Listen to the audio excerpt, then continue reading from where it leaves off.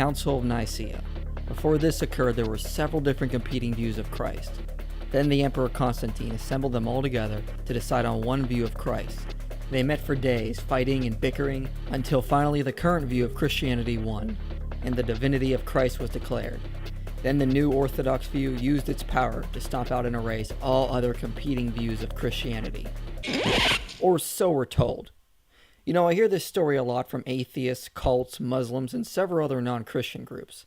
They always give me this generic story to try to show me that the Council of Nicaea made up the divinity of Jesus and created a new version of Christianity. However, this is all I ever hear, this generic story. I never get any more details from skeptics, and there's a good reason why. Because when we study the details of what happened before, during, and after the council met, this fable is easily debunked, and we see that Christ's divinity was not made up at the council. So let's start with events that led up to the council.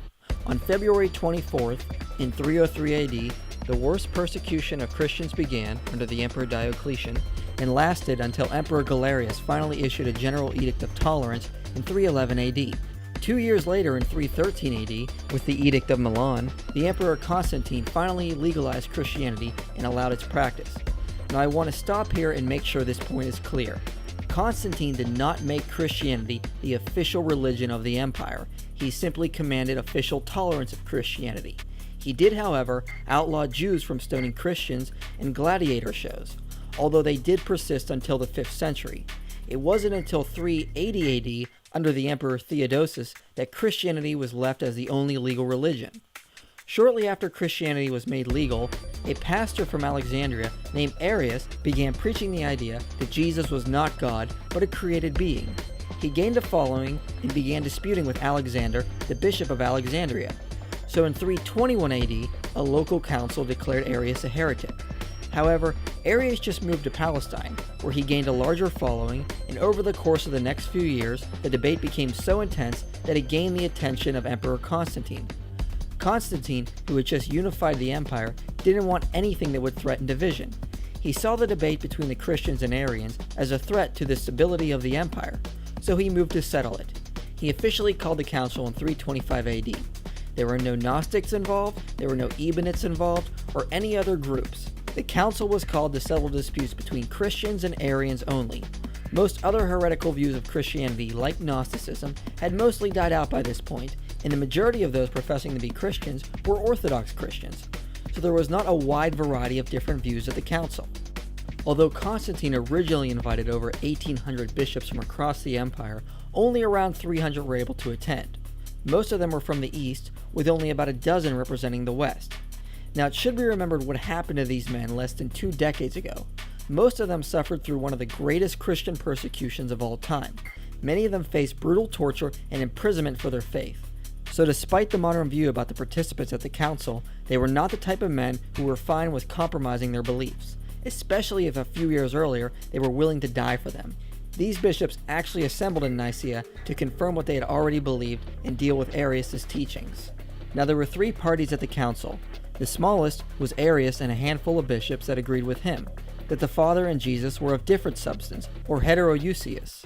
The second and much larger group was the Orthodox group, led by Hoseas of Cordova and Alexander of Alexandria.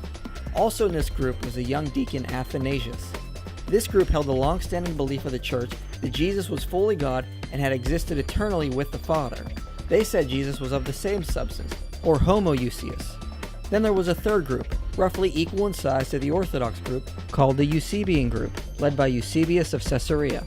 However, this group didn't differ on theology from the Orthodox view.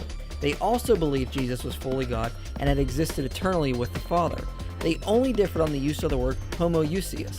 The reason is because in previous centuries, modalist heresies had used the word to teach that the Father and Jesus were one person and not coexisting persons of one being. So in actuality, the Orthodox group and the Eusebian group didn't differ on theology or the deity of Christ. They only differed on terminology. Now, a big modern myth is that Emperor Constantine forced Trinitarian views on the church, but this simply is not historically supported. Although he presided over the council, he did not push any particular view. He was no theologian. All he wanted was that both sides would come to an agreement and there would be unity in the church. The Orthodox group listened to the views of Arius and they overwhelmingly rejected his views as being new and distant from the view of the church. Eusebius writes that some of the bishops tore up letters containing Arius' teachings. He then writes that church leaders interrogated Arius using scripture, but found he had a new way of interpreting every piece of scripture. They then pointed out that his views had to be wrong because it was new and it wasn't taught in any early church history. Athanasius rhetorically asked, "How many fathers can you cite for your phrases?" They then formed the Nicene Creed, which is a clear condemnation of Arius' teachings and a confirmation of the Orthodox view. In the end, all but Arius and 2 bishops signed the creed, clearly showing there was no major divisions in church theology. The council then moved to deal with other issues, such as which day to formally celebrate Easter. They formally denounced Gnosticism and other minor sects, publicized 20 canon laws, and dealt with other minor issues. The council did not decide on the biblical canon. The canon had evolved on its own over time. However, according to the Muratorian fragment, the canon was nearly complete by the end of the 2nd century. The council did not decide on the use of the word Trinity. It dealt primarily with the divinity of Christ. The word Trinity can be found in early Christian history as it was used by early church fathers. An acceptance of a divine three can also be found in other early Christian writings. Now, the results of the council did not actually please Constantine. In fact, he was very angry at the Christians. He wanted unity and compromise, not for one side to denounce the other. He actually took pity on the Arians. Arius was exiled and fled to Ilaria for a short time, while his heresy began to spread and gain political power, especially when on her deathbed, Constantine's sister urged Constantine to support Arius, and he actually did. Arius found a new crafty way of interpreting the Nicene Creed in his favor, and Constantine invited him back so he could force the church to readmit him. However, Arius died before this could happen. A follower of Arius, Eusebius of Nicaea, was able to sway Constantine more in favor of the Arian view. Just before his death, Eusebius of Nicaea baptized Constantine, effectively symbolizing his siding with the Arians. After Constantine's death, the Arians continued to gain more ground against the Orthodox view. The Arian bishops that Constantine had favored used their political power to fight against Christianity. Constantine was succeeded by 2 Arian emperors in the east who worked with Arian bishops in an attempt to override Nicaea and write a new creed. Although Arians were still in the minority, they were given much more political power, which they used to try to stamp out Christianity. Many Christian leaders were forced into subscribing to creeds that did not favor either side. Jerome later described this time period as when the whole world groaned and was astonished to find itself Arian. However, despite the power of the Arians, one bishop fought back almost completely by himself. Athanasius of Alexandria continued to argue from Scripture and stand against the might of the Arian heresy. Even when he was banished and removed from his position 5 times, he never swayed and stood for truth against the Arian political machine. He was a popular hero who prevented Christian theology from compromising and giving in to the Arians. So the Arians turned to gaining more political power.